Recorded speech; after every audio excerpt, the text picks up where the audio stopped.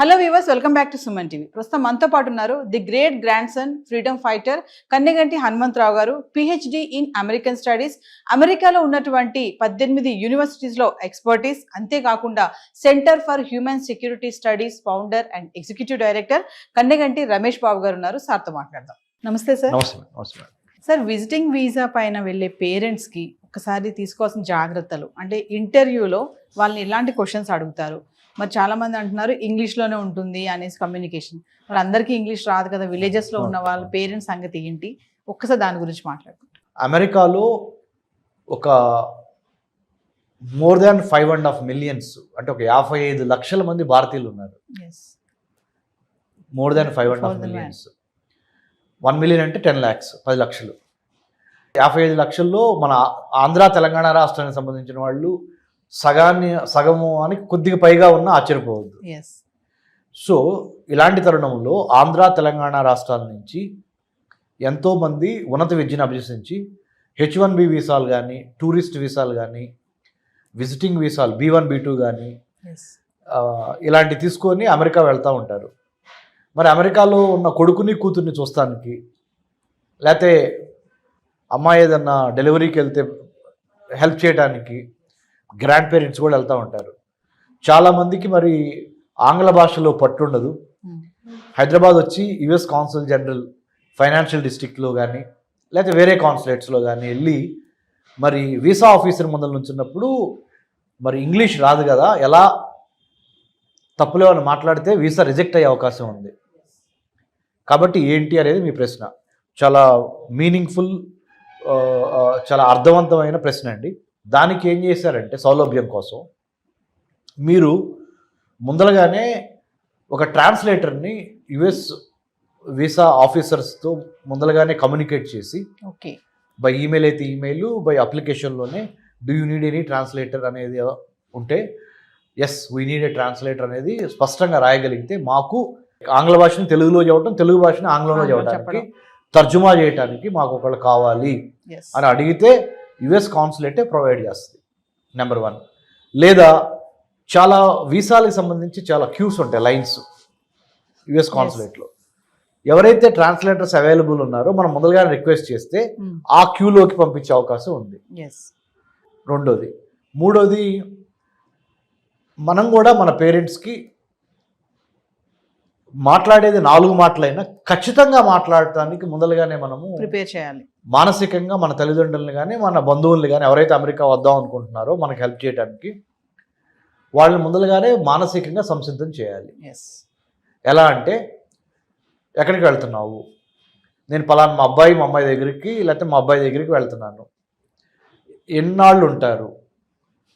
Example 2025 June 1 నుంచి 2025 June 23 వరకు exact information ఇవ్వాలి. ముఖ్యంగా ట్రంప్ ప్రెసిడెంట్ అయిన ఈ నేపథ్యంలో అమెరికాలో homeland security, department of homeland security 1000 కళ్ళతో ఎక్కువ మందికి వీసాలు ఇద్దాము అని చూస్తాం పోయి ఎంతమందికి వీసాలు తిరస్కరిద్దాము అనే ఒక యాటిట్యూడ్ ఉన్న ఈ రోజుల్లో, అంటే ఇప్పుడు ప్రస్తుతానికి ఉన్న పరిస్థితులు మారతాయి కానీ ప్రస్తుతానికి ఉన్న పరిస్థితుల్లో ఖచ్చితంగా నిజాయితీగా, నిబ్బరంగా, ధైర్యంగా సమాధానం చెప్పటం రావాలి. భాష ఏమైనా పర్లేదు. అంటే ట్రాన్స్లేటర్ ఉంటారు, అయినప్పటికీ చెప్పాల్సింది ఏంటంటే పలానా తారీఖు నుంచి పలానా తారీఖు మేము అక్కడ ఉంటాము, ఎందుకు వెళ్తున్నారు అన్నప్పుడు ఏదైతే బలమైన కారణం ఉందో ఆ కారణాన్ని కరెక్ట్గా నిక్కచ్చిగా చెప్పటము. ఇదివరకిట్లాగా ఒక వీసా తీసుకొని ఇంకో పని మీద వెళ్ళి మనసులో ఒకటి పెట్టుకొని బయట వీసా ఆఫీసర్కి ఒకటి చెప్పి ఎలాగోలా సముద్రాలు దాటేసి అమెరికాలో అడుగు పెడదాం అనే ఆ ట్రెండ్ ఏదైతే ఉందో ఆ వరవడికి ఇప్పుడు ఒక ఫుల్ స్టాప్ పడింది. ఏదైనా మన మంచి కోసమే. తద్వారా ఏమవుద్దంటే, ఇప్పుడు ఏమవుతుందంటే నవీన్ గారు, 10 మందికి నిజంగా జెన్యూన్ రీజన్స్ ఉన్నా ఒకళ్ళు తప్పు చేయటం వలన మిగతా 9 మందికి ఆ అవకాశాలు దెబ్బతినిపోతాయి. దయచేసి మనం కూడా బాధ్యతతో మెలగాలి, ఉన్నది ఉన్నట్టుగా చెప్పాలి. మన దేశ పరువు ప్రతిష్టని ప్లస్ మన కుటుంబ పరువు ప్రతిష్టని కాపాడుకోవాలి, అబద్ధాలు చెప్పొద్దు అనే దాని మీద మానసికంగా మీరు సంసిద్ధులై వెళ్ళండి. తద్వారా దేశానికి పేరు తెచ్చిన వాళ్ళు అవుతారు, మన రాష్ట్రానికి, మీ ఊరికి, మీ కుటుంబానికి పేరు తెచ్చిన వాళ్ళు అవుతారు. అంటే ఇప్పుడు ఉన్నటువంటి పరిస్థితిలో వీసాస్ అన్ని కూడా కొంచెం స్ట్రిక్ట్ అయిపోయాయని చాలా స్ట్రిక్ట్ అయినాయి, చాలా స్ట్రిక్ట్ అయినాయి, కొద్దిగా కదండి, చాలా స్ట్రిక్ట్ అయినాయి. ప్రేక్షకులకి నేను చెప్పేది ఏంటంటే, ఎవరైతే చూస్తున్నారో ఈ ప్రోగ్రాము, ట్రంప్ ప్రవేశపెట్టిన స్ట్రిక్ట్ పాలసీస్ ఏవైతే ఉన్నాయో ఇప్పుడు, ఏది ఇమిగ్రేషన్ కానీ, హైర్ ఎడ్యుకేషన్ కానీ, H1B వీసాలు, లేకపోతే జాబ్స్ గురించి కానీ, ఇవి అమెరికా మిత్రపక్షాలతో పాటు ఆర్థికంగా ఎదుగుతున్న మిగతా చాలా countries, UK, Australia, Japan, South Korea, Canada, France, Germany, ఇలా ఇటలీ, ఈ చాలా దేశాలు ఈ విధానాన్ని ప్రవేశపెట్టబోతున్నాయి. లోకలైజేషన్, ఫస్ట్ లోకల్స్కి, స్థానికులకి ఎక్కువ విద్యా, వైద్యం, ఆరోగ్యం, ఉపాధిలో ఎక్కువ స్థానికులకు అవకాశం ఇచ్చి, వేరే దేశాల నుంచి వచ్చి అమెరికాలో స్థిరపడిన వాళ్ళకి సెకండ్ ప్లేసు, థర్డ్ ప్లేస్, రెండో ప్లేసు, మూడో ప్లేస్ ఇవ్వాలనేది అఫీషియల్గా అన్డిక్లేర్డ్, అంటే అసలు డిక్లేర్ చేయకుండానే డిక్లేర్ చేయబడిన పాలసీ విధానం అయిపోయింది. కాబట్టి ఉన్నంతలో సాధ్యమైనంత వరకు నీతి నిజాయితీగా సమాధానాలు చెప్పి, తెలుగులో అయినా ఇంగ్లీష్లో అయినా, భాష ఏదైనా, మీరు ఇచ్చే ఇన్ఫర్మేషన్, సమాచారము ఖచ్చితంగా కాన్ఫిడెంట్గా పొలైట్గా ఇవ్వండి. ఈ ఇచ్చే పరిణామ క్రమంలో మీ తల్లిదండ్రుల్ని కానీ, మీ డిపెండెంట్స్, మీ మీద ఆధారపడి అమెరికా వద్దాం అనుకుంటున్న వాళ్ళు ప్రిపేర్ చేయండి. ఆ విధంగా మానసికంగా ప్రిపేర్ చేయండి, హోంవర్క్ చేయండి.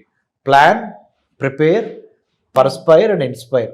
అంటే ముఖ్యంగా చక్కగా ప్రణాళిక వేయండి. ఇంట్లో కూర్చోబెట్టి హోమ్ ట్యూషన్ లాగా చెప్పండి పేరెంట్స్కి, అమ్మ ఇట్లా వీసా ఆఫీసర్ అడుగుతారు, నువ్వు ఇట్లా చెప్పు, ఉన్నది ఉన్నట్టు చెప్పాలి. ఎందుకంటే డాక్యుమెంట్స్ మ్యాచ్ కాలేదు, చెప్పేదానికి డాక్యుమెంట్స్ మీద ఉన్నదానికి తేడా ఉందనుకోండి, సారీ. కాబట్టి మంచి మెలకువలతో ఉండండి. అద్భుతంగా మీకు వీసాలు వస్తే భయపడొద్దు.